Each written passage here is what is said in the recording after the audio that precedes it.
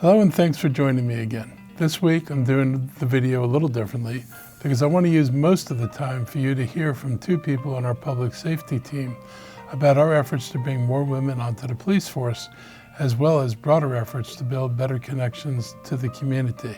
So you'll be seeing a conversation that we had during a press conference that struck me as being so unique that I wanted to make sure everybody had a chance to see this. Before we go to their comments, I want to tell you about a safety walk on George Avenue that was initiated by Councilmember Natali Fani-Gonzalez to get a first-hand look at some of the challenges residents face on state-owned roads like George Avenue. I joined Governor Wes Moore, Maryland Transportation Secretary Paul Wiedefeld, Commerce Secretary Kevin Anderson, and many others on the walk. The discussion began with the focus on making Wheaton more walkable and bikeable. The governor told the media and large crowd that gathered there that he's committed to making changes and considers it a high priority. I told them the county's willing to help make this road a safer route for all users. We just need more coordination with MDOT and permission to begin some of these street projects. State transportation leaders recently lowered the speed limit on portions of George Avenue to 25 miles per hour. We have far too many accidents there. We need to get drivers to understand that slowing down creates a safer community, and we'll be doing enforcement of the speed laws to ensure that our roads do become safer one way or the other. The walk also made a stop at a site near Wheaton Metro that has been earmarked for development and part of WMATA's plans for revitalizing the area. A study looking at potential changes for Wheaton is now more than 10 years old. The analysis said the community needed to be less dependent on cars to account for and capitalize on growth.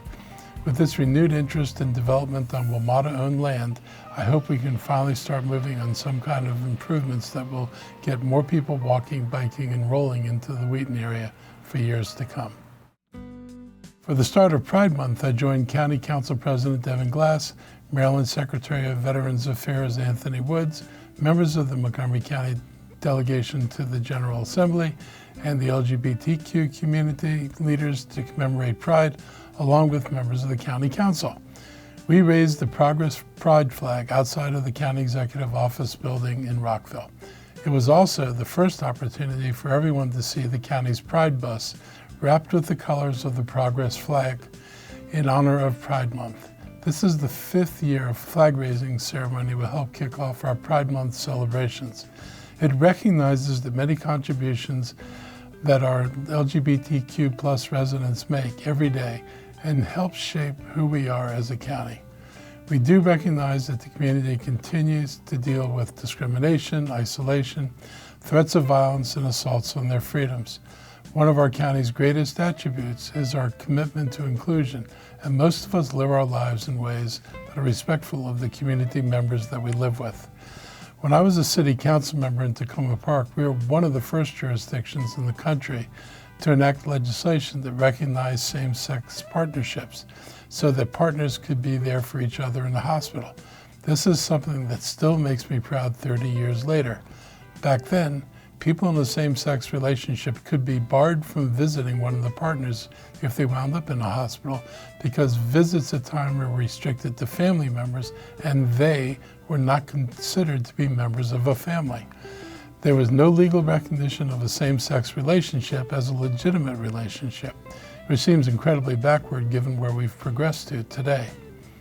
Our diversity makes us stronger as a county and as a community. I encourage all residents to participate in Pride Month events. We remain committed to protecting and uplifting the LGBTQ plus community in a positive way. We will continue to use this month to increase awareness and help people understand that at the end of the day, we're all people. The more we accept each other as human, the stronger we will be as a county and a community. Just as the new Public Safety Academy class begins, the Montgomery County Police Department is launching a new initiative to bring more women into policing. On average, only 13% of full-time law enforcement employees are women in the country. In Montgomery County, we are proud to be above the national average of women in policing at 23%, but we can do better than that. On my weekly press briefing, I was joined by Police Assistant Chief Darren Francke, Commander Amy Daum, and Captain Michael Pratt to talk about the 30-30 Initiative, a national program made to raise the percentage of women in police departments to 30% by 2030. The commitment is a pledge and a process that the department will follow, even as it deals with challenges of hiring and retention that all the departments nationwide currently face. Public safety is paramount, but it is important that MCPD diversifies itself as it grows so the department more closely reflects the community it serves.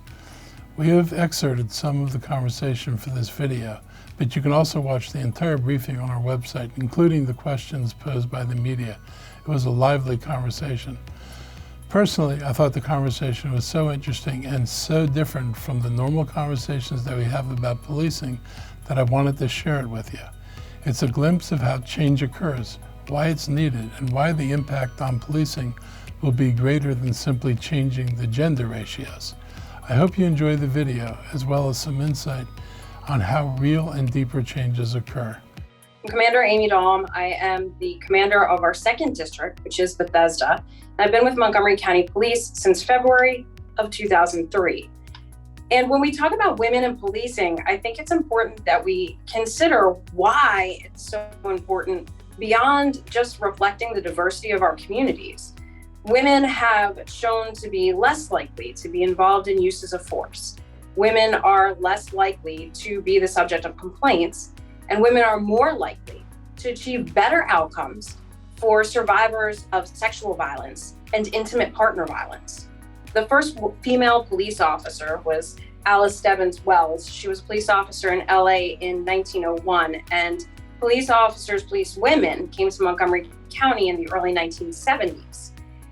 One of the reasons I think that women shy away a little bit from policing is because they think of it as a very masculine profession. When we look at the ways that policing has been portrayed for generations, whether it's on TV or in our communities, you might think back to TV shows like Miami Vice, things that romanticize the idea of police chases and assaults and all these other types of things. But I've been a cop for 20 years, and more of my days are talking to people, collaborating with individuals and stakeholders in our community, and mediating differences and disputes between parties than they are anything else. This talking, this collaborating that happens more often than fighting and assaults, the more that we highlight the roles that women can play and often do play in policing. And although we have to be ready to take care of any of that type of traditional policing business, it's certainly an important part of policing. But the more that we can expand the understanding that that's really not what an everyday police officer's life is like here in Montgomery County, I think the more women we can get interested in coming into this profession. Yeah, I had an opportunity a year ago to go to some outstanding leadership and diversity training, and the 30 by 30 was brought into the fold, and we immediately went to work on bringing it to Montgomery County. And it's not as simple as just saying we're going to do it. We have to pledge to do it. We have to go through a process, and we were very, very excited when we were accepted into, unfortunately, what is not as many police agencies as we want to be involved. We're one of a handful in the DMV that has signed on to the 30 by 30 pledge. But it's just a really good program that also goes that will help us in our recruiting efforts. But it goes to our hearts about what we want to be as a police department. You know, I'm a father to 3 young women. My wife was a executive and had many conversations about the challenges she faced in the private sector, and to be able to do something in law enforcement, in government, to break away those glass ceilings, if you would, to give more opportunity and be more understanding and really give better service to our community. Modern policing values collaboration, it values partnership, it values mediation, all traits that women display in spades. When I joined the department, I was 22 years old, I was 5 foot tall, and I weighed 88 pounds. If I can do this job, anyone out there can do this job. And I've done it for more than 20 years. So can you. I'm asking for other women to refuse to accept the limitations, to defy expectations, and I'm thrilled that MCP is joining the 30 by 30 initiative. I can't wait to meet a new generation of women in policing. I'm very pleased to say that our last class that graduated, we out of the 28 that we hired, 48% of them, 14 of them were women. And that's a tremendous step, and I think it goes to show our dedication to not looking at race, not looking at sex, not looking at religion, but finding the best people that can serve their community. We talk a lot about having a seat at the table, right? But the reality is we need to make the table a little bit bigger so we can get more perspectives and more different points of view, right? Because each one of these things really does impact the organization as it moves forward. So I do think that there has been change. I think that it is more, there's a lot of talk about when a man walks into a room, he is assumed to be competent while a woman has to prove that, right? And we see that play out regardless of type of organization or type of job that a woman chooses to take on. And I think that I've definitely seen that change here in the organization over the course of the last 20 years. And speaking with my female counterparts nationwide, they're feeling the same thing. So I think that that's an exciting first step. And most of the time when I talk to women about policing, they're concerned about the really physical aspects of it. And I'm not gonna lie, there are situations where absolutely you do have to use physical force to counteract some type of struggle. But the majority of the time, you can mediate or discuss or de-escalate many situations. And women really bring that skill to the table. We're great collaborators. We can talk to people, de-escalate in a different way. And, I've been on scenes, my last job was as the director of special victims.